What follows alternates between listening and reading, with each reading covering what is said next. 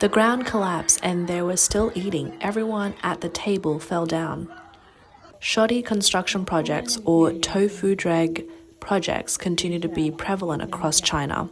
Incidents of road collapse, wall cracks, and ceiling breaks persistently draw public attention. When the construction team was demolishing the old bridge pier, they discovered what appeared to be solid steel reinforced concrete was actually hollow inside, with mud and sand flowing out. I always thought these bridge piers were solid. So which is sturdier, hollow or solid construction? Look, it really cracked. From this video, you can see the load-bearing wall has split through. This building seems a bit dangerous. See here, it's cracked all the way down, and there is this ceiling that can fall down anytime. Oh my god, unbelievable. What kind of quality is this? On October 23rd, a video posted online showing the collapse of a tax bureau office building in Jilin City quickly attracted public attention. A nearby resident reported hearing a loud crash, initially thinking it was fallen scaffold, but upon hearing police and ambulances arriving, he went out to find the collapsed building. According to the resident, this building used to be tax bureau's office, which was recently undergoing renovations. Staff had already moved to another location, and he understood that the building was unoccupied. The local police station confirmed the building was under renovation at the time, and no casualties have been reported. Reporters from various Chinese media outlets attempted to contact local authorities for details, but no response were received. Following the incident, China Jilin Net learned from the Jilin Tax Bureau that this building had been rated as safety level CSU, signifying significant safety risks. In October, it underwent structural reinforcement and safety barriers were erected around the site. On October 12th, the contractor identified visible cracks in the main building walls, halting work on the 13th and putting up safety warnings. However, on the 23rd, floor 3 and 4 collapsed. The cause of the collapse remains unclear, sparking widespread speculation. Many are questioning if the collapse could be linked to the renovations and whether any prior professional safety evaluations had been conducted. There were also questions about the qualifications of the construction and design firms, the suitability of the renovation plan, and compliance with regulatory standards. According to the Chinese government procurement website, this tax bureau had issued a public tender notice on September 3rd for the office building's maintenance. The winning bid, awarded on September 24th, went to Jilin Province Future Innovation Construction for approximately 4 million yuan. Searches on Chinese business data app Tian Ya Chan revealed that this company was established in 2020 with a registered capital of 50 million yuan. After this incident, on October 23rd, a company representative confirmed they had won the bid in September, with work starting late that month and planned to continue until March, primarily focusing on exterior load-bearing maintenance. After the collapse, all work was halted and future repairs remain uncertain. As a result, some online commentators argue that the primary accountability for the collapse lies with the company responsible for the maintenance project. Fortunately, the collapse of the Jilin Tax Bureau building didn't result in any casualties. But the heads of the construction and supervision companies, as well as any individuals potentially using falsified credentials, are now in a dangerous position, as they are likely facing charges for a major liability accident. With lifetime accountability now a requirement in construction projects, no one involved can avoid responsibility if issues arise. If the collapse resulted from inherent structural issues rather than renovations, it's even more concerning. A nearby resident mentioned that this building once served as a tax service hall. Had it collapsed when people were inside or with workers on site, the outcome could have been disastrous. Fortunately, there were no casualties. If the building had reopened for public use following renovations and then collapsed, such a scenario would be unbearable for all parties involved. Some people have also noted some irregularities in the budget for this Jilin Tax Bureau renovation project. I came across information indicating that the Jilin Tax Bureau building was already a hazardous structure before its collapse during reinforcement work. The building spans 4 stories with a floor area of 2,733 square meters, requiring a magnitude of repairs, including structural reinforcement, waterproofing, heating, electrical systems, and intelligent systems, all on a mere 4 million yuan budget. In Beijing, this amount could barely cover a simple apartment renovation, and here in the Northeast, it's meant to repair an entire building along with extensive infrastructure work. I'd estimate that less than a third of this money reaches the hands of the contractors. With no financial incentive, it's no wonder buildings in the Northeast are metaphorically lazing around. Some speculate that the Jilin authorities may have been prepared for the building to collapse from the beginning. Despite knowing it was unsafe, they allocated 4 million yuan for renovations, possibly to offset the budget after the collapse or even to funnel funds to corrupt officials. Other people suggest that this tax building, like the grain storage warehouses scandal of years past, may have hidden financial secrets, which have now been conveniently buried under the rubble. While such theories are hard to confirm, the lack of an official explanation for the collapse inevitably sparks public imagination. At the heart of this incident is the quality of construction. Some argue that a government office building, presumably well-funded, shouldn't have collapsed within a 40-year lifespan.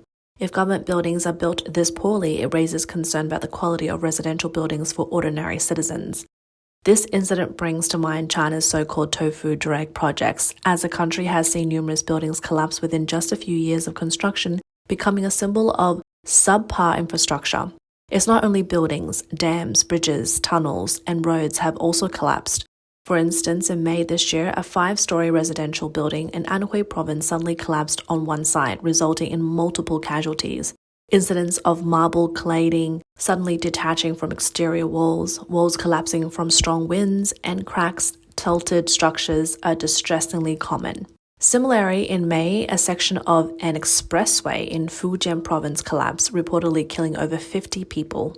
Chinese media reports attributed this to a year of subcontracting and cost-cutting in construction, with the expressway built only 10 years prior. In April 2023, heavy rain caused landslides along the same route, halting traffic on both sides, yet authorities failed to address it, leading to this year's deadly incident.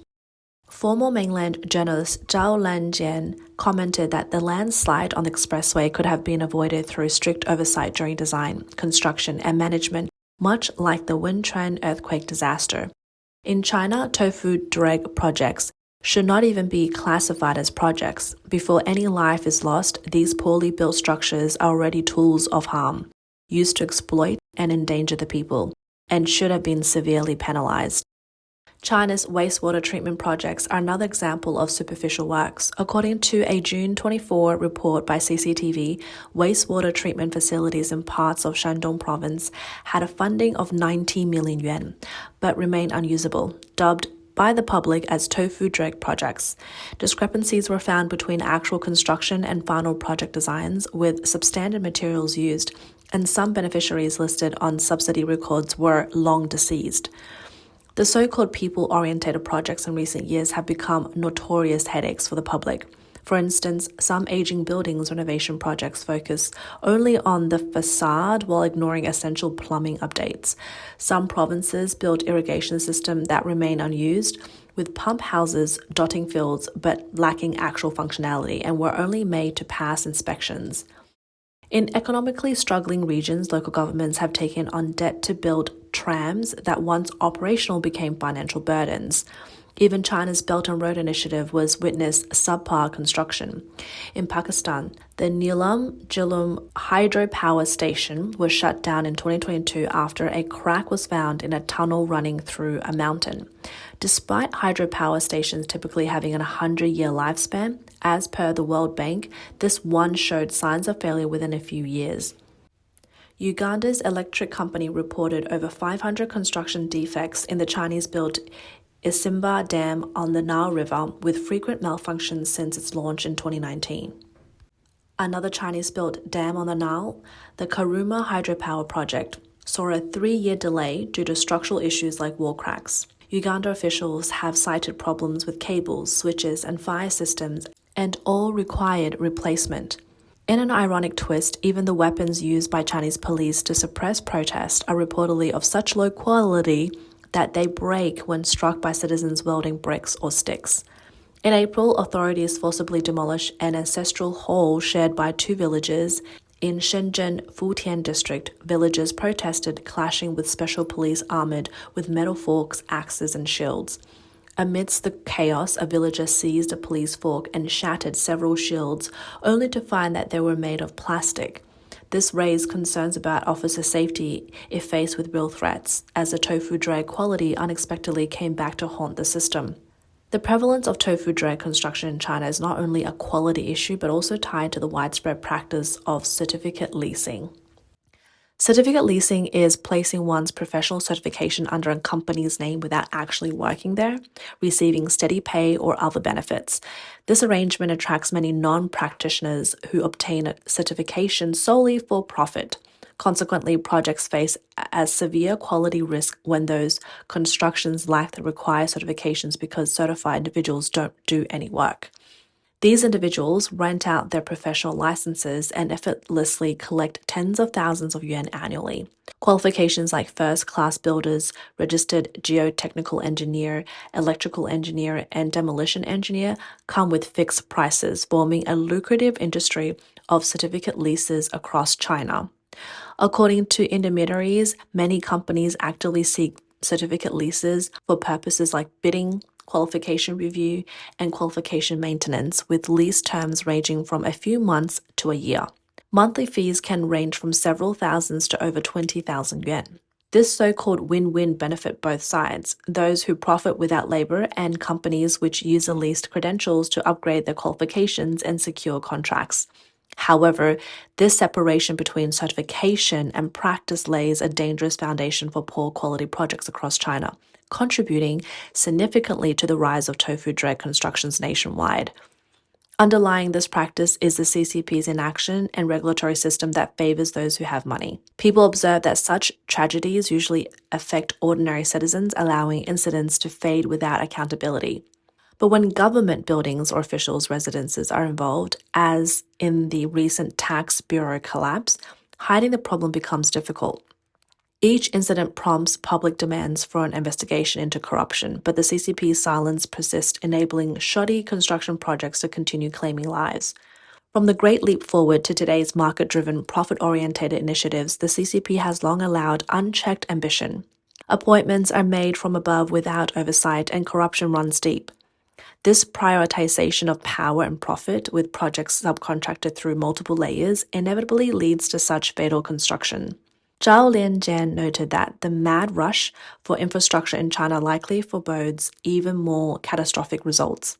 As long as these failed projects cost lives without becoming a societal disgrace, they can still be used as a pretext for national development.